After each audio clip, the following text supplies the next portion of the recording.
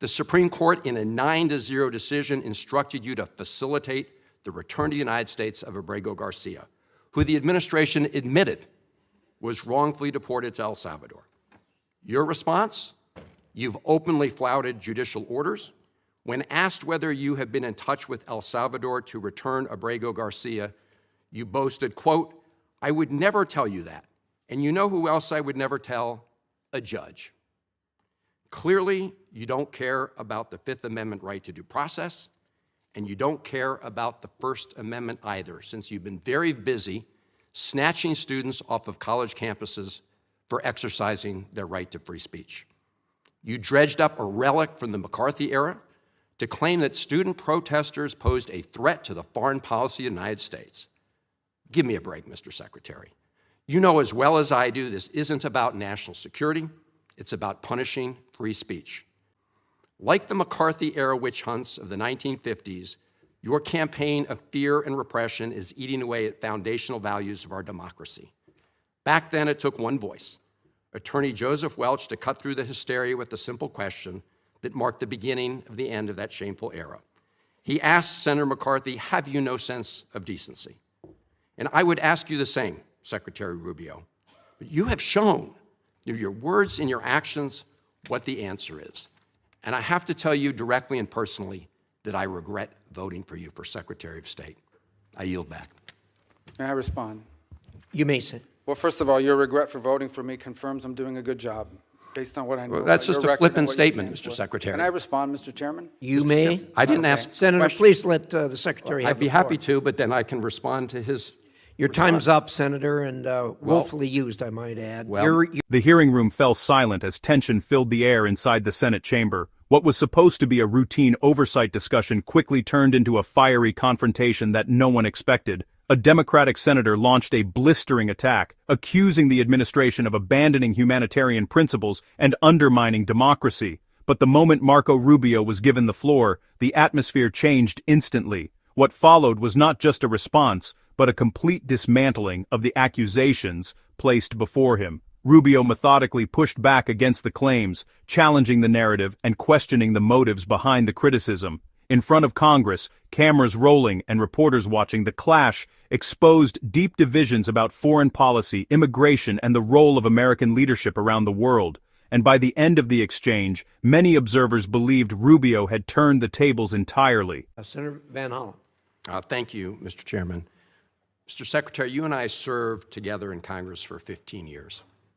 We didn't always agree, but I believe we shared some common values. A belief in defending democracy and human rights abroad, and honoring the Constitution at home.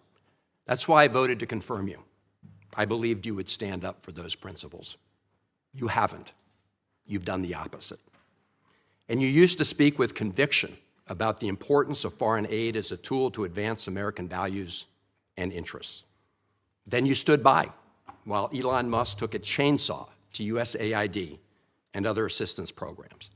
That has left a staggering toll: broken trust with countries, openings for China and other adversaries, and countless preventable deaths of children and others. Take Sudan, for example. The freezing of U.S. humanitarian assistance forced the closure of nearly 80% of the emergency food kitchens there. 2 million famine-affected people were left without access to food. People died because of those actions: mothers, fathers, and children.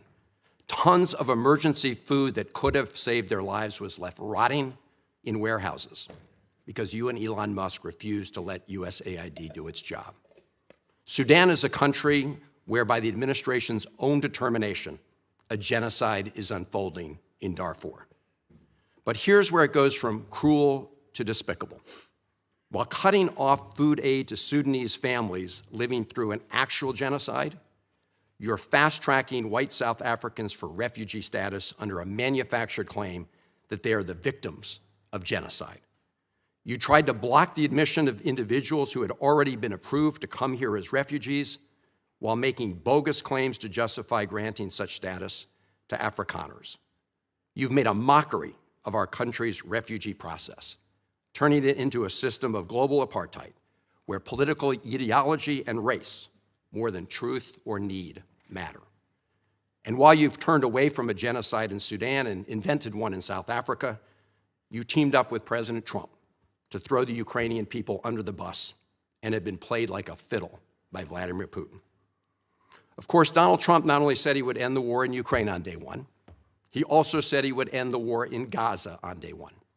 And yet last week, you were all running around to Gulf states, giving away very sensitive American AI and chips technology, but doing nothing to end the war in Gaza and get the remaining hostages returned. You know that for 78 days, the Netanyahu government did not allow a scrap of food to enter Gaza to reach over 2 million civilians.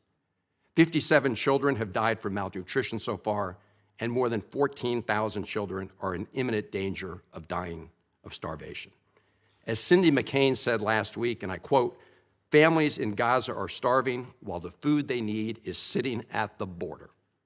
That is a gross violation of both U.S. and international law. What did you do? Nothing. Not once did you publicly call upon the Netanyahu government to end the blockade. Fortunately, other countries spoke out, and now we see a tiny trickle going in. Where have you focused your energy instead, Mr. Secretary? Well, your first trip as Secretary of State was to El Salvador, not to promote democracy, but to cozy up to President Bukele, who calls himself the world's coolest dictator. The result was a cash for collusion deal to deprive people living in America of their constitutional rights to due process. The Supreme Court, in a 9-0 decision, instructed you to facilitate the return to the United States of Abrego Garcia, who the administration admitted was wrongfully deported to El Salvador. Your response? You've openly flouted judicial orders. When asked whether you have been in touch with El Salvador to return Abrego Garcia, you boasted, quote, "I would never tell you that. And you know who else I would never tell? A judge."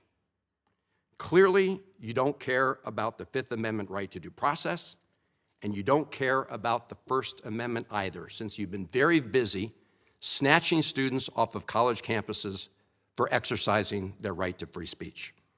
You dredged up a relic from the McCarthy era to claim that student protesters posed a threat to the foreign policy of the United States. Give me a break, Mr. Secretary.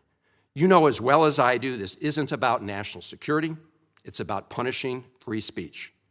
And you know that in America, the government doesn't get to use its power to punish speech it doesn't like.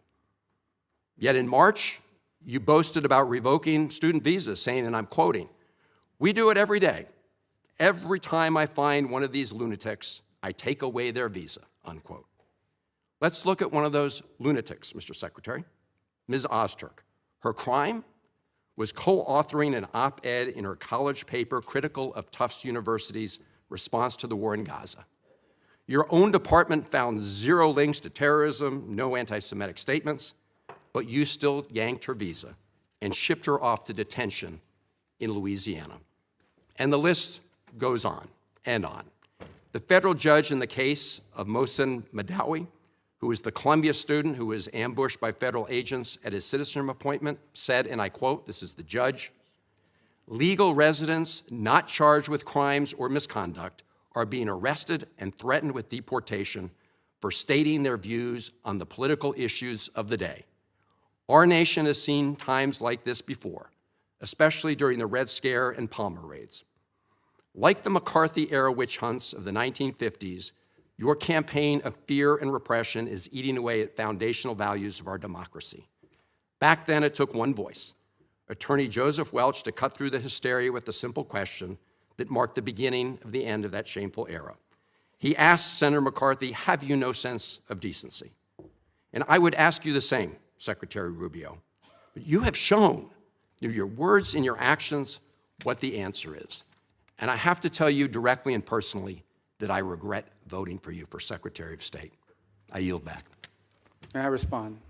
You may sit. Well, first of all, your regret for voting for me confirms I'm doing a good job, based on what I know. Well, that's about just your a record flippant and what you statement, stand Mr. for. Secretary. Can I respond, Mr. Chairman? You may. I didn't ask Senator, questions. please let the Secretary have I'd be the floor. happy to, but then I can respond to his Your time's up, Senator, and willfully used, I might add. Your remarks do not represent the view of this committee. Well, Mr. Chairman. Secretary, please. Well, I'd like to. I can't respond to everything he said because much of these are untrue, but I'll go through a few. First of all, I'm actually very proud of the work we've done with USAID. For example, I don't regret cutting $10 million for male circumcisions in Mozambique. I don't know how that makes us stronger and more prosperous as a nation. I don't regret psychosocial support services. I raised Sudan, Mr. Secretary. Can I respond, Mr. Senator, Chairman, or do I? Senator, I'd ask you to suspend. You had 7 straight minutes of I chose railing to that. use my time that way, Mr. Chairman. That's my right to Please use my suspend time that way. Secretary Rubio. Well, I can go on. I mean, there's other things here. We spent $227,000 for Big Cat's YouTube channel from USAID.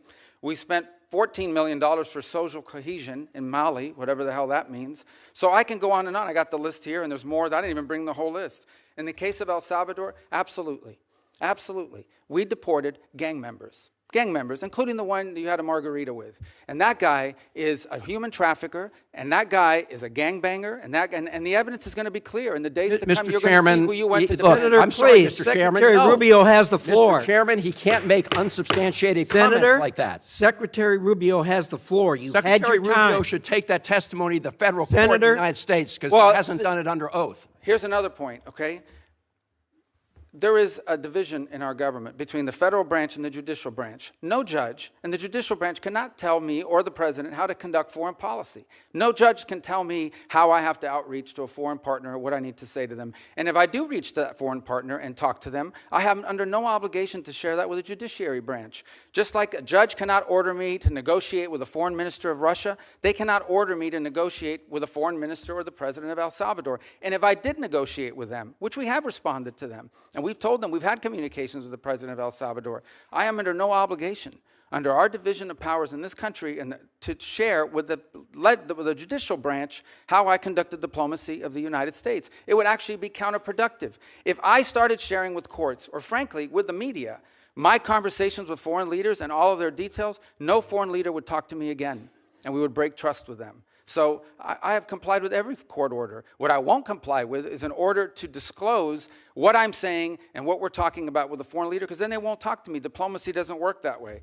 About the student visas, let me say this. I don't deport anybody, and I don't snatch anybody. The State Department does not have officers in the street snatching everybody. What I do is revoke visas, and it's very simple. A visa is not a right. It is a privilege. People apply for student visas to come into the United States and study.